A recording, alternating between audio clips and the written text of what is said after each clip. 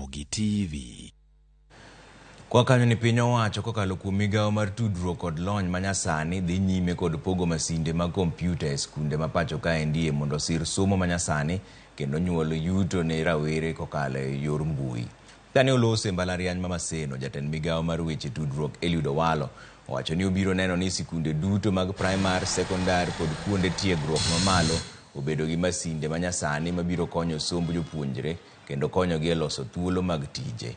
Osingo ni sirikal bende biro dhi nyime kod yawo kuonde ma nigi teko mbui miluongo ni Wi-Fi gi dho ngere maonge chudo e bombe ma pacho kaendie mondo yaw thuolo mag tije ne rowere.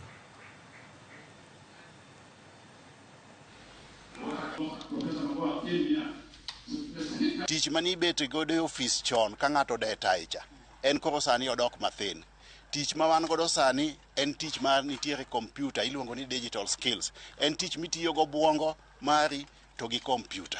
Ma emomiyo watimo ma kendo wabiro launch digital laboratories gi Kenya mangima.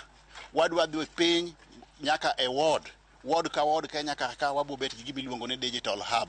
Ma kijende wa mosebedo ka randa kor gweng' maonge tije kanye ma gibiro dhi tipuonjo gi computer skills to gibiro tiyo kanyo. Wang'e kaka wadhi yudo tich kaka sirikal, wabiro tudre gi kembe madongo mag kompyuta to miyo kijende wa gi tich. Koro inyalo bet ni ne kor gweng' titi Amerika, ok ochuno tinde ni nyaka iwuoth dhi nyaka Amerika kucha kidhi timo ang'o kidhi tiyo.